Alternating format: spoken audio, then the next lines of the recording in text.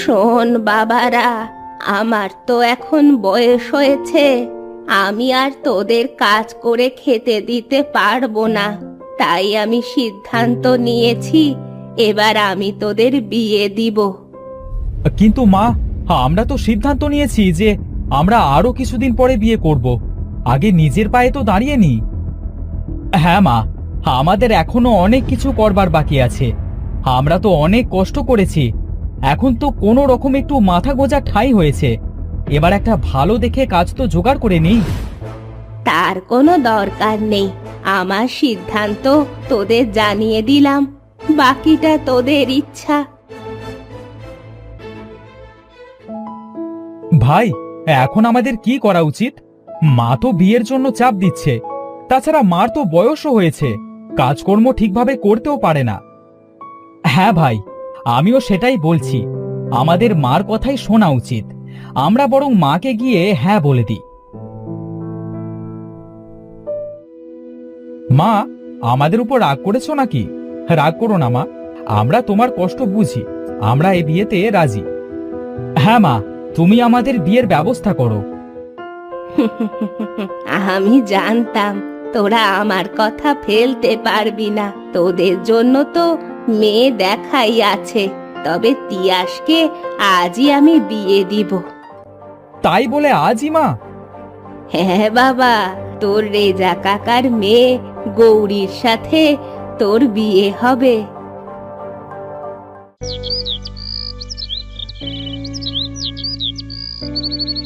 এই যে ভাই, আমার ছেলেকে এনেছি।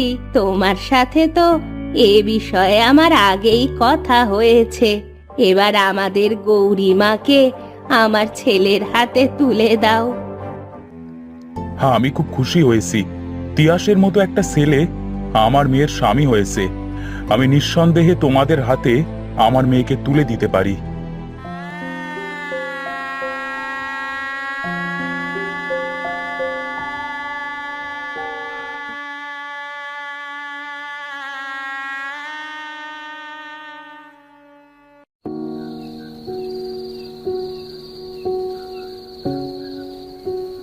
মা গৌরী, এদিকে আয় মা, তোর নাকে এই নাক ফুলটা পরিয়ে দি।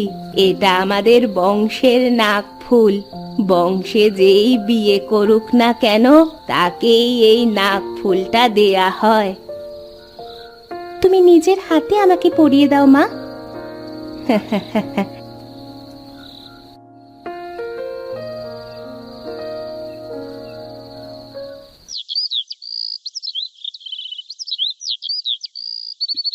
গৌরীমা, ও গৌরীমা, ঘুম থেকে ওঠ এবার মা, ওঠ, এদিকে আমার কাছে আয় মা।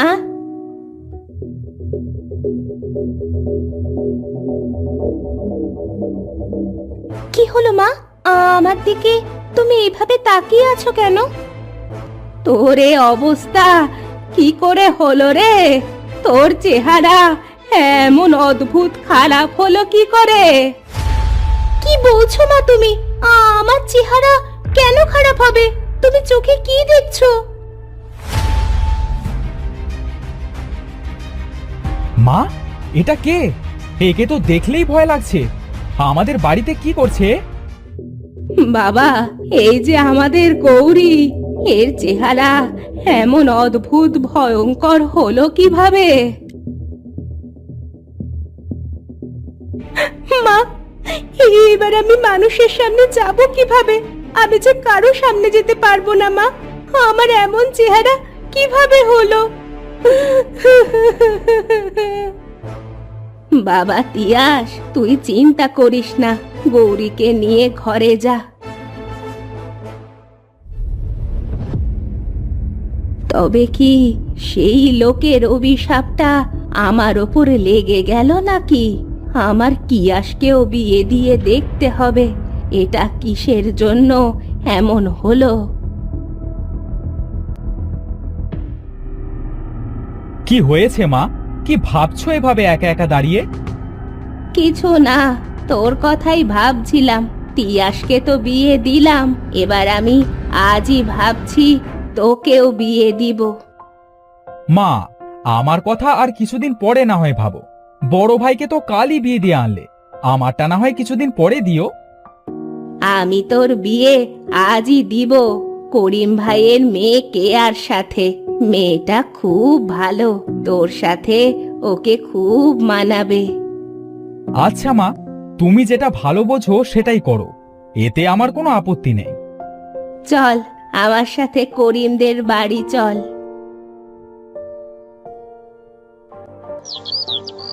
করিম ভাই,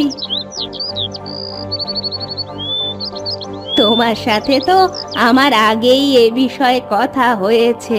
আমি কেয়ামাকে আমার বাড়ির বউ বানাতে চাই। এতে আমার কোনো আপত্তি নেই।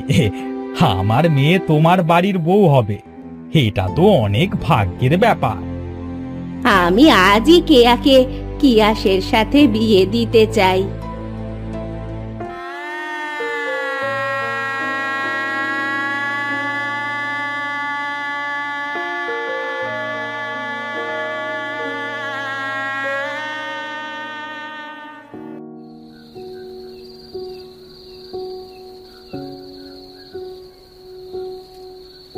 মা কেয়া, ওদের বংশের রীতি অনুযায়ী এই নাকফুলটা নতুন বউকে দিতে হয়, তাই আমি তোকে এই নাকফুলটা পরিয়ে দিতে চাই। হ্যাঁ মা, এতে আমার কোনো আপত্তি নেই, তুমি নাকফুলটা আমাকে পরিয়ে দাও। অনেক রাত হয়েছে, তোরা এবার ঘুমিয়ে পড়। মা কেয়া, তুই সকাল সকাল উঠে আমার সাথে একবার দেখা করে আসিস। আচ্ছা মা, তুমিও সকাল সকাল ঘুমিয়ে পড়ো।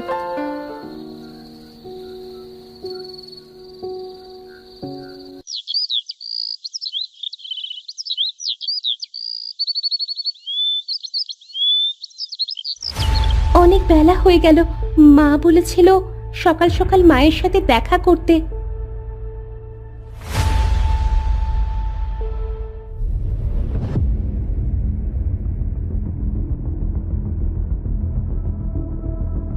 মা, আমার বউয়ের এটা কি হলো?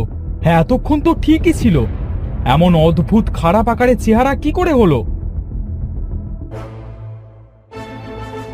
মা, আমাদের সবকিছু খুলে বলো। বিয়ের পরের দিন আমার চেহারাও কেয়ার মতো অদ্ভুত খারাপ হয়ে গেছে। আমার তখন সবে সবে নতুন বিয়ে হয়েছে।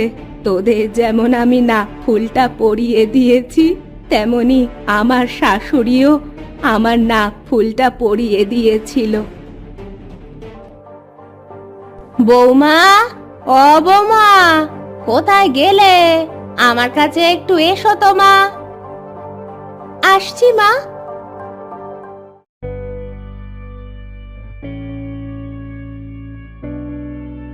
এখানে বসো মা। এই নাকফুলটা আমাদের বংশের নাকফুল। এই বংশে কেউ নতুন বিয়ে করে এলে তার নাকেই এই নাকফুলটা পরিয়ে দেওয়া হয়। আমি তোমাকে নাকফুলটা পরিয়ে দিই। হ্যাঁ মা, নিশ্চয়ই। আর তাছাড়া নাকফুলটা খুব সুন্দর, আমার খুব পছন্দ হয়েছে।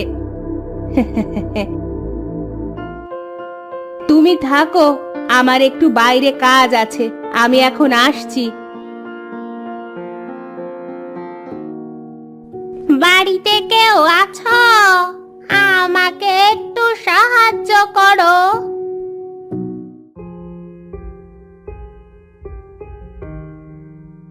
এই নাও, এই চালগুলো নিয়ে বিদে হও। হ্যাঁ হ্যাঁ, যাচ্ছি মা।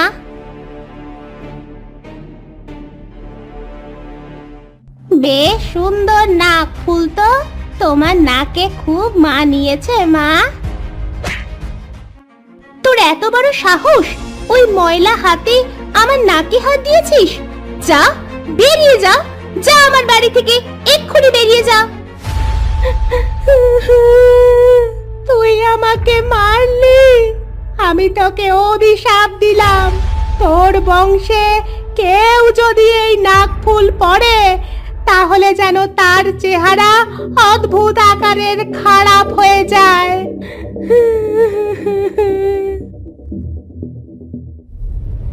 এবার তোরাই বল বাবারা, আমি খুব খারাপ ছিলাম, আমার জন্যই তোদের বউদের এই অবস্থা হয়েছে। আমি তো সেই বুড়ির কথা ভুলেই গিয়েছিলাম, কিন্তু বড় বৌমার নাক ফুল পরার পরে চেহারাটা যখন এমন অদ্ভুত খারাপ হয়ে গেল, তখনই আমার মনে পড়েছিল। এখন বলো, এদের আমরা কিভাবে ঠিক করব? এমন চেহারায় এদের সাথে তো আর সারা জীবন সংসার করা সম্ভব না।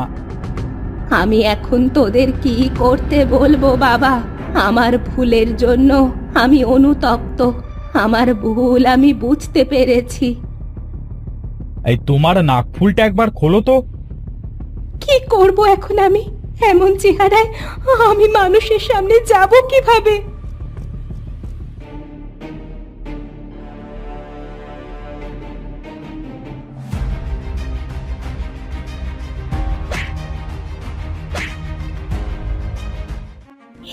এটা তুই কি করলি বাবা? আমাদের বংশের রেওয়াজটা তুই ভেঙে ফেললি। বংশের রেওয়াজ দিয়ে কি করবে মা? যে নাকফুলটা অভিশপ্ত, মানুষের চেহারা অদ্ভুত আকারের খারাপ হয়ে যাচ্ছে। আমি চাই না আমার বউয়ের মতো আর কারোর চেহারা এমন খারাপ হোক।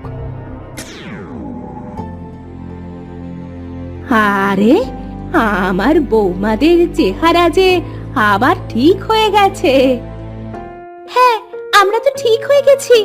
এই নাকফুলটা ভাঙার কারণে আমরা অভিশাপ মুক্ত হয়েছি। বাবা, তুই এই নাকফুলটা ভেঙে তো খুব ভালো কাজ করলি রে। আজ আমি খুব খুশি। অবশেষে আমার বংশটা অভিশাপ মুক্ত হলো।